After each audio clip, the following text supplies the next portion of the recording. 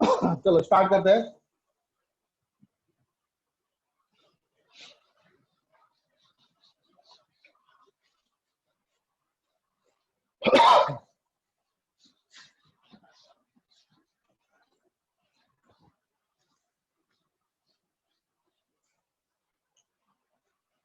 चलो हम लोग पढ़ रहे थे atomic structure.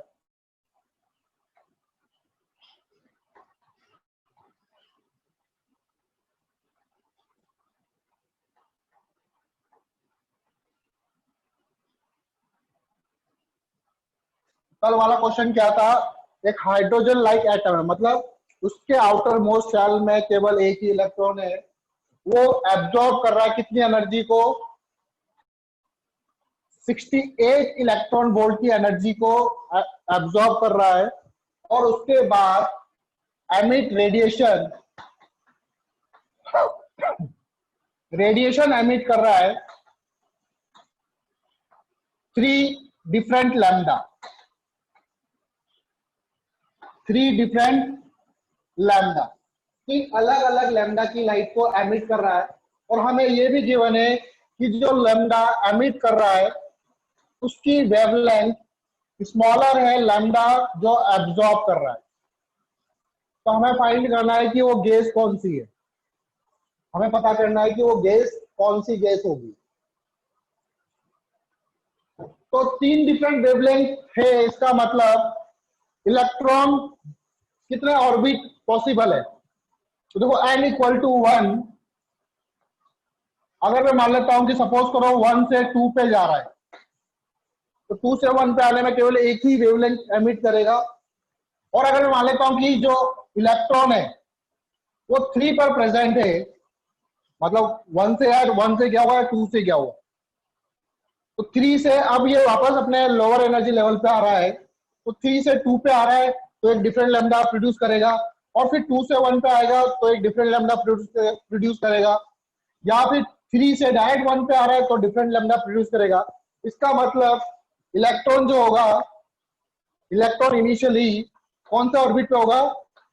Electron initially at n equal to 1 और या n इक्वल टू 2 पे होने की संभावना है। या तो n इक्वल टू 1 पे होगा या n इक्वल टू 2 पर होगा। तभी ये कंडीशन हो सकती है कि 3 अलग अलग लैम्डा प्रोड्यूस हो सके। अब ये कैसे पता करेंगे कि ये 1 पर होगा कि 2 पर होगा? मुझे ये तो कंफर्म हो गया कि 1 और 2 पे किसी पे भी एक हो सकता है। तो ये पता करेंगे हम लोग इससे जो लाइट एमिट हो रही है, lambda of emit is greater less than lambda of absorb. इसका क्या मतलब है? जो आपको एनर्जी होती है वो होती है hc बाय लैम्डा। एनर्जी जो है वो होती है hc बाय लैम्डा। तो लैम्डा जो है, जिसका लैम्डा कम होगा उसकी एनर्जी क्या होगी? ज्यादा होगी। इसका मतलब जो लाइट, अच्छा इक्वल टू भी है, जो लाइट एमिट कर रहा है उसकी एनर्जी या तो इक्वल है या फिर ज्यादा है इससे, एब्जॉर्ब वाली लाइट से, क्योंकि उसका लैम्डा क्या है? कम है। तो जो लाइट एमिट हो रही है उसकी एनर्जी या तो 68 इलेक्ट्रॉन वोल्ट हो सकती है या 68 इलेक्ट्रॉन वोल्ट से ज्यादा हो सकती है। तो ऐसा कब संभव है? अगर सपोज करो आपने माना कि इलेक्ट्रॉन 1 पर है और आप बोल रहे हो कि 1 से 3 पे जा रहा है, तो जब ये 3 से 2 पर आएगा तो एनर्जी कम एमिट करेगा। जब ये 3 से 2 पर आएगा तो इन दोनों के बीच में जो एनर्जी डिफरेंस है वो तो ज्यादा है। और जब 3 और से 2 पर आएगा वापस तो कम एनर्जी प्रोड्यूस करेगा, मतलब इसका लैम्डा क्या होगा? ज्यादा होगा। तो ये वाला केस पॉसिबल नहीं हो सकता। सोचना ध्यान से वापस से, मैं कहना क्या चाहता हूं। आपने बोला, मैंने बोला कि n इक्वल टू 1 और n इक्वल टू 2 पर इन दोनों पे ही इलेक्ट्रॉन्स हो सकते हैं। आपने बोला कि सर ये 1 से 3 पे जा रहा है और इसने एब्जॉर्ब करी कितनी? 68 इलेक्ट्रॉन वोल्ट। कितनी एब्जॉर्ब करी? 68 इलेक्ट्रॉन वोल्ट। तो ये जब 3 से 2 पर आएगा, मान लो इसने E dash energy absorb emit करी, तो ये E डैश की वैल्यू तो इससे कम होगी ना 68 से। और या फिर यहां से आ रहा है तो ये E डबल डैश, तो अगेन E डबल डैश भी स्मॉलर होगा किससे? 68 इलेक्ट्रॉन वोल्ट से, ठीक है। तो एनर्जी कम है, इसका मतलब इसका लैम्डा ऑफ एमिशन क्या होगा, ज्यादा होगा as compared to lambda of absorption। लेकिन हमें कंडीशन क्या गिवन है कि lambda of emission is less than as compared to lambda of absorption। अगर मैं यहाँ पर 2 से नहीं मान के, 1 से नहीं मान के इलेक्ट्रॉन को 2 पे मान लेता हूं, इलेक्ट्रॉन को कहां मान लेता हूं, 2 पर, कि यहां पे इलेक्ट्रॉन था n इक्वल टू 2 पर इलेक्ट्रॉन था, तो यहां से ये यहां पर जाने में 68 इलेक्ट्रॉन वोल्ट, ठीक है। जब ये 3 से वापस 2 पर आएगा तो कितनी एनर्जी एमिट करेगा, 68 इलेक्ट्रॉन वोल्ट। हाँ, 3 से 1 पर आएगा तो वापस से अगेन ज्यादा एनर्जी प्रोड्यूस करेगा, या फिर 2 से 1 पर आएगा, क्योंकि 1 और 2 के बीच में एनर्जी गैप ज्यादा होता है कंपेयर टू 2 और 3, तो वापस से जो एनर्जी प्रोड्यूस करेगा वो ज्यादा एनर्जी प्रोड्यूस करेगा, मतलब उसका लैम्डा कम होगा। तो हम लोग आइडिया लगा लेंगे कि अभी ये कौन से वाले इसमें ऑर्बिट होगा। तो initially electron was at n equal to 2। Electron जो होगा वो इनिशियली n इक्वल टू 2 पर होगा। हमें पता है कि एनर्जी कितनी रेडिएट कर रहा है, n इक्वल टू 2 से कहां पे जा रहा है, n इक्वल टू 3 पर। तो एनर्जी वाला फॉर्मूला लगा, तो क्या होता है एनर्जी वाला फॉर्मूला, आप लोगों को याद है, R, या फिर वो लगा दो -13.6 1 अपॉन लोअर एनर्जी, लोअर आता है हाइयर आता है, हाँ लोअर आएगा, -1 अपॉन एन हाइयर ऑर्बिटल का स्क्वायर, यही होता है ना, एन एच का square minus lower orbit minus, ये एन है, ठीक है, एच नहीं है, ये एन है, एन, और यहाँ पे मैंने एल लिखा, ये एन है, यहाँ पे मैंने एच लिखा, हाइयर ऑर्बिट, ठीक है। तो लोअर ऑर्बिट क्या है, ई इक्वल टू, अच्छा एनर्जी कितनी एब्जॉर्ब कर रहा है ये, 68 इलेक्ट्रॉन वोल्ट, ये, और ये वाला आंसर भी किसमें आता है, ये भी 68 इलेक्ट्रॉन वोल्ट में आता है। तो यहाँ पे आप लिखोगे 68 इक्वल टू -13.6, रुको यहाँ पर एक और चीज आएगी, इनटू जेड स्क्वायर, क्योंकि हमको वो नहीं पता, क्या नहीं पता कि कौन सा एटम है, हमें जेड निकालना है, इनटू जेड स्क्वायर भी आएगा, ठीक है। तो -13.6 1/2 से 3 पे जा रहा है, तो 2 का स्क्वायर 4, 3 का स्क्वायर 9 इंटू जेड स्क्वायर। इसको सॉल्व करो और जेड की वैल्यू निकालो और बताओ, इसको सॉल्व करो, जेड की वैल्यू निकालो और बताओ कितनी आएगी। चलो देखो कैसे करेंगे। 68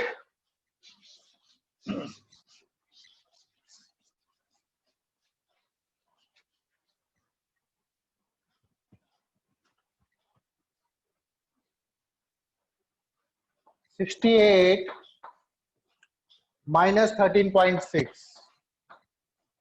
एलसीएम लेंगे कितना आएगा, 9 4 जा 36, 9 - 4 इंटू जेड स्क्वायर, यही होगा।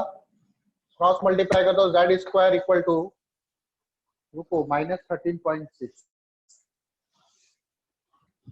1/4, सही करा मैंने, ये नेगेटिव में आ रहा है।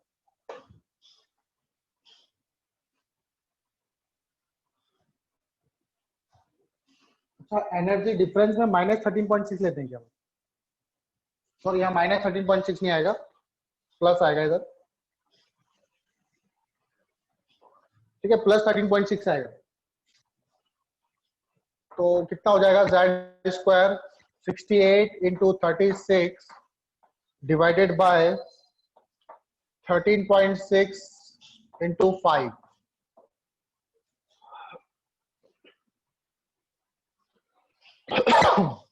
अब इसको काटो, पॉइंट हटाओ यहाँ पे, 68 2 जा कितना होता है, 136 होता है आई थिंक, 5 2 जा 10, Z square equal to 36, Z equal to 6, किसका एटॉमिक नंबर है जेड, 6, कार्बन एटम। तो आंसर होगा आपका कार्बन एटम, ठीक है, उसमें कार्बन प्रेजेंट है, जो गैस है वो कार्बन गैस है।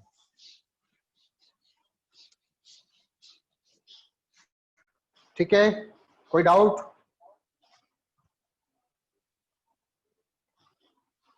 Recoil of atom on photon emission, recoil of atom on photon emission.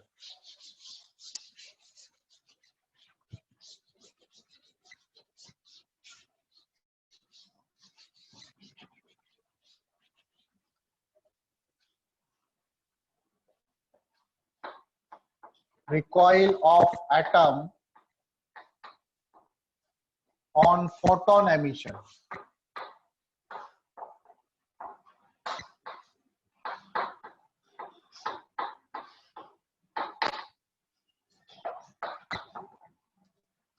ठीक है, recoil of atom on photon emission.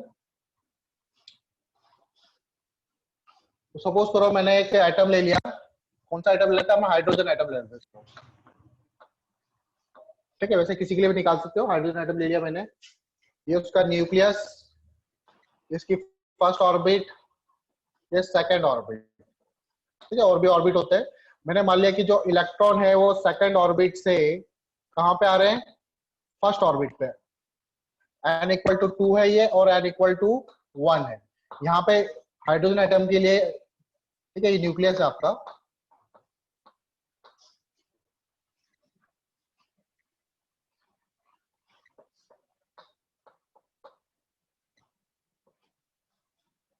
तो जो फर्स्ट ऑर्बिट है इसमें एनर्जी कितनी होती है? -13.6।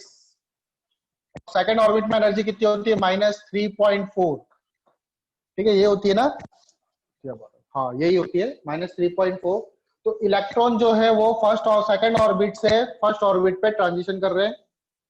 तो क्या होगा, यहाँ से फोटॉन्स एमिट होंगे इस तरह से। मान लो इस डायरेक्शन में फोटॉन्स एमिट हो रहे हैं।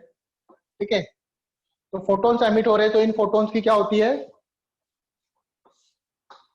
कुछ वेलोसिटी होगी, तो लाइट की वेलोसिटी होगी वैसे तो फोटॉन जो एमिट हो रहे हैं उनका मोमेंटम कितना होगा? फोटोन का मोमेंटम कितना होता है? That is equal to h lambda. Photon का मोमेंटम कितना होता है? That is equal to h lambda. ठीक है, तो ये जो हाइड्रोजन एटम है या फिर जो इसका न्यूक्लियस है, इलेक्ट्रॉन ने ट्रांजिशन करा। ठीक है, फोटोन से एमिट हुए इस तरह से, ये इलेक्ट्रॉन है। ठीक है, इलेक्ट्रॉन ने ट्रांजिशन किया सेकंड से 1। तो जैसे फोटोन इस तरफ एमिट हो रहे हैं, तो ये रिकॉइल किस तरफ होगा? इस तरफ। इसको मान लेते हैं v of recoil, velocity of recoil of atom. ठीक है, और यहां पे चाहो तो लिख दो आप, let electron makes transition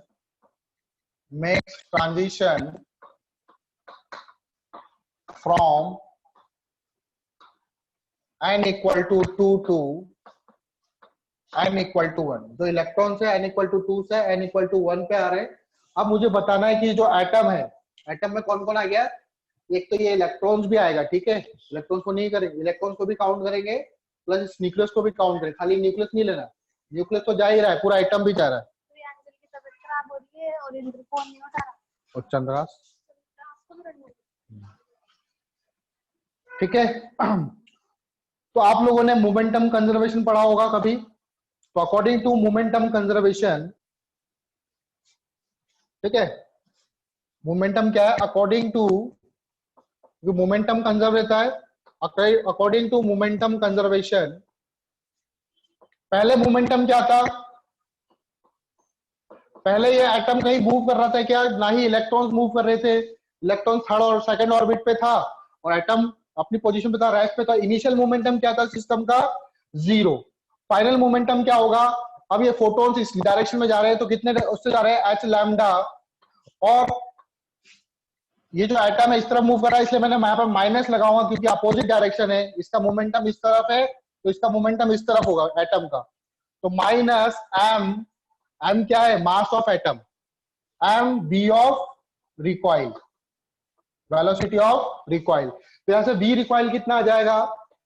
recoil velocity equal to आ जाएगा आपका, देखो क्या आ जाएगा, h divided by m lambda. आपको ये चीज याद रखनी है कि रिकॉइल वेलोसिटी होती है h bye m lambda.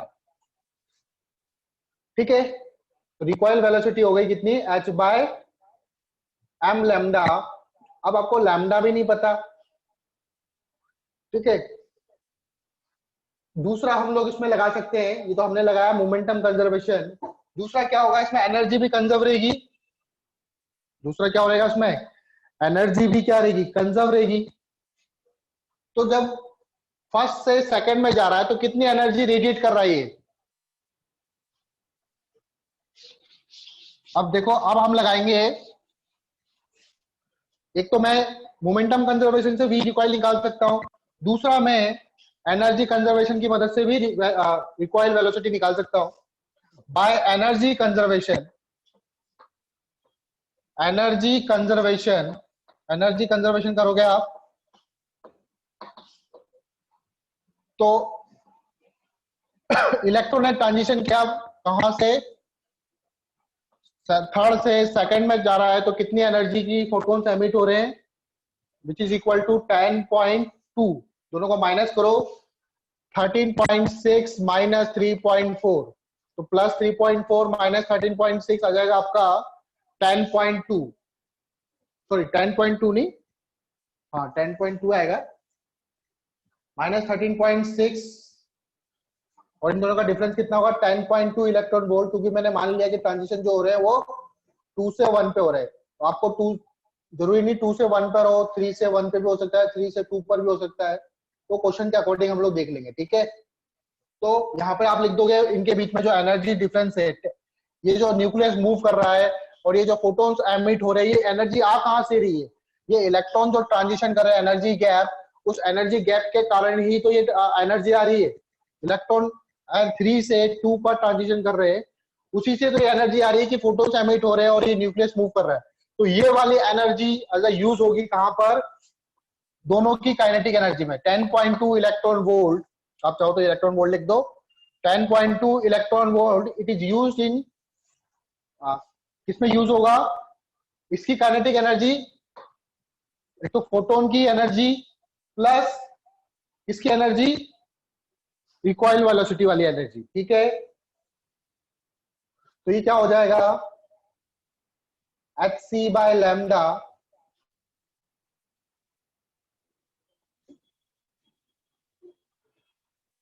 Photon की एनर्जी कितनी हुई,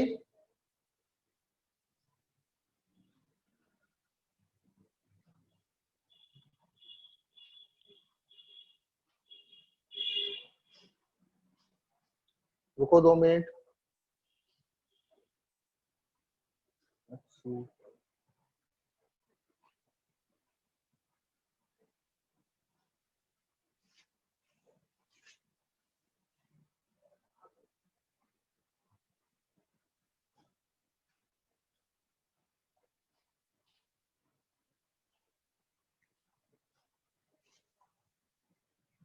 ठीक है। 10.2 इलेक्ट्रॉन वोल्ट, अभी एनर्जी क्या है, जो फोटोन एमिट हो रहे हैं उसकी एनर्जी प्लस इस न्यूक्लियस की एनर्जी, जो ये जिस रिकॉइल, तो फोटोन की एनर्जी कितनी, एच सी बाय लैम्डा, इसके फोटोन एमिट हो रहे हैं प्लस ये इसकी kinetic energy half M V recoil of का स्क्वायर, ठीक है। Kinetic energy half M V recoil का स्क्वायर, यही एनर्जी में यूज हो रहा है, एक तो फोटोन एमिट करने में, दूसरा इस एटम को मूव करवाने में, उसको काइनेटिक एनर्जी में। एक्चुअल में ये जो वैल्यू आएगी ये वेरी स्मॉल होती है, क्योंकि ऐसा नहीं कि बहुत स्पीड से मूव करेगा, बहुत कम स्पीड से रिकॉइल होगा, तो वेरी स्मॉल वैल्यू होगी, एक तो मास भी काफी कम है और वेलोसिटी जो आएगी वो काफी कम होगी, तो वेरी स्मॉल वैल्यू होगी। तो इसको आप चाहो तो नेग्लेक्ट कर सकते हो, इसको क्या करेंगे हम लोग, नेग्लेक्ट कर देंगे। तो देखो अब क्या बचा आपके पास, जो 10.2 इलेक्ट्रॉन वोल्ट है वो इक्वल टू क्या हो जाएगा, एच सी बाय लैम्डा। अब आप वापस से इक्वेशन 1 याद करो, ए वाला, इससे पहले जो करवाया था मोमेंटम कंजर्वेशन से, वहां से क्या आया था, मोमेंटम कंजर्वेशन से आया था एच बाय लैम्डा, ये होता है एम वी ऑफ रिकॉइल, ठीक है। ये कहां से आया था, ये आपके ए वाली इक्वेशन से आया था। तो यहां से लैम्डा निकालो, लैम्डा इक्वल टू कितना हो जाएगा, M V of recoil upon, sorry मैंने गलती कर दी, लैम्डा बराबर क्या हो जाएगा, X divided by M V of recoil. इस लैम्डा की वैल्यू को उठा के यहां पे डाल दो, तो 10.2 इक्वल टू हो जाएगा H C divided by H M V of recoil. H से एच कैंसिल, हमें वी ऑफ रिकॉइल निकालना है, तो वी ऑफ रिकॉइल क्या हो जाएगा, देखो सॉल्व करोगे इसको फाइनली तो ये आएगा 10.2 डिवाइडेड बाय एम इंटू सी। तो रिकॉइल वेलोसिटी क्या आ गई, 10.2 डिवाइडेड बाय एम इंटू सी। ठीक है, तो आपका फाइनल रिकॉइल वाला वेलोसिटी का फॉर्मूला क्या आया, 10.2 डिवाइड बाय एम इंटू सी। मतलब अगर मैं कोई जनरल फॉर्मूला बनाना चाहूं किसी भी एटम के लिए तो जनरल फॉर्मूला क्या होगा, देखो इसको स्टार बना लेना। कई बार डायरेक्ट क्वेश्चन पूछ लेते हैं जेई वगैरह में या फिर नीट में। वी ऑफ रिकॉइल, देखो ऊपर क्या है 10.2, ये क्या है 10.2 आपका एनर्जी गैप, जो एनर्जी गैप होगा जहां से इलेक्ट्रॉन ट्रांजिशन कर रहे हैं, divided by mass of atom. ये एम क्या है, इलेक्ट्रॉन का मास नहीं है, ये mass of atom into speed of light.